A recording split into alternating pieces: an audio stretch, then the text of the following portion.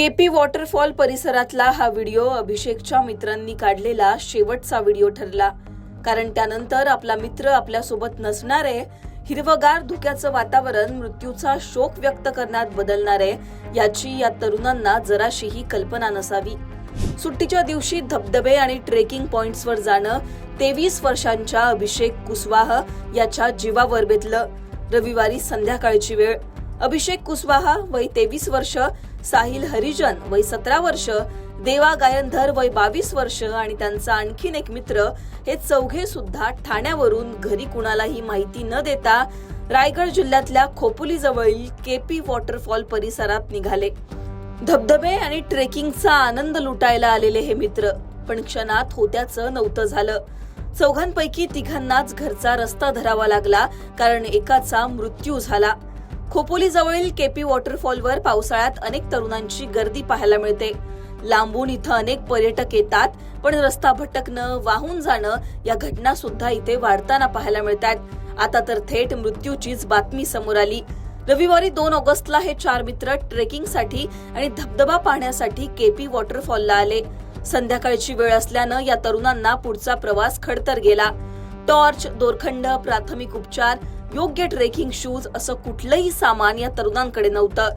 फक्त साध्या चपलांवर ट्रेक करणं या तरुणांना महागात पडलं आणि यामध्येच एकाचा मृत्यू झाला। संध्याकाळी 7 वाजण्याच्या सुमारास अभिषेक कुशवाहा याचा पाय घसरून तो थेट दरीत पडला। घाबरलेल्या 3 मित्रांनी अभिषेकचा शोध घेण्यासाठी प्रयत्न केले, पण त्यांना काहीच कळेना। हेल्प फाउंडेशनला घटनेची माहिती मिळताच त्यांनी रात्रीत शोध मोहीम सुरू केली। काळाकुट्ट अंधार, मुसळधार पाऊस, निसरडी माती आणि शेकडो फूट खोल दरी अशा अत्यंत प्रतिकूल परिस्थितीत रात्रभर शोध मोहीम सुरू करण्यात आली। तब्बल 8 तासांच्या प्रयत्नानंतर अभिषेकचा मृतदेह बाहेर काढण्यात यश आलं।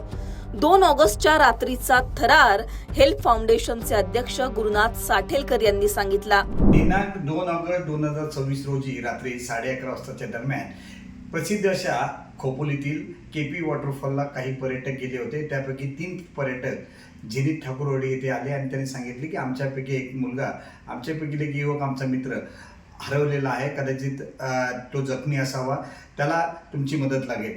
त्यानुसार आम्ही म्हणजे झेनिथ ठाकूरवाडीतले जे स्थानिक युवक आहेत ते आणि हेल्प फाउंडेशनची टीम सर्च ऑपरेशनला निघाली। तो मुलगा जखमी असेल अशाच अंदाजाने त्या ठिकाणी सर्च ऑपरेशन सुरू झाले। त्या मुलांना नेमका अंदाज येत नव्हता आपण कुठून तो अपघात झाला आणि कसे। त्यावेळेला पूर्वीचे व्हिडिओ दाखवून त्याच्याकडून कन्फर्मेशन घेतलं। त्यानंतर जवळजवळ 2-2:30 वाजेपर्यंत हे सर्च ऑपरेशन सुरू होतं, परंतु आम्हाला त्याचा काहीच अंदाज येत नव्हता। त्यानंतर आम्ही सर्च ऑपरेशन बंद केले आणि पहाटे सुरू करण्याची आमची तयारी ठेवली। मात्र स्थानिक युवक आणि आमच्या हेल्पमधील काही मेंबर्स आहेत, त्यांनी रातोरातच तो रेस्क्यू ऑपरेशन म्हणजे सर्च ऑपरेशन करायचा ठास केला आणि रात्री पुन्हा सर्च ऑपरेशन केले आणि पहाटे 3 वाजताच्या दरम्यान एका कड्याच्या खाली त्या मुलाचा मृतदेह आढळून आला। गवत वगैरे त्या ठिकाणी दबलं गेलेलं होतं। त्या अनुषंगाने त्यांना त्याची माहिती मिळाली आणि त्यांनी त्या अनुषंगाने सर्च केला आणि त्या मुलाचा मृतदेह मिळाल्यानंतर बाकीचे सर्व संसाधनं घेऊन सगळी टीम त्या ठिकाणी पोहोचले आणि खडतर भागातून त्या मुलाला खाली आणलं गेलं। खरोखर तो त्या मुलाने जर वेळेमध्ये आम्हाला जर निरोप दिला असता, म्हणजे घटना घडली होती 6-6:30च्या दरम्यान आणि रात्री 11:30 वाजता आमच्याकडे आले आणि त्यांनी आम्हाला माहिती दिली। जर आधी दिली असती तर त्या मुलाला कदाचित त्यावेळेला इमर्जन्सी जर मदत मिळाली असती, त्याला इमर्जन्सी समजा 0 आवर्समध्ये जर मेडिकल असिस्टन्स भेटलं असतं तर तो वाचला असता।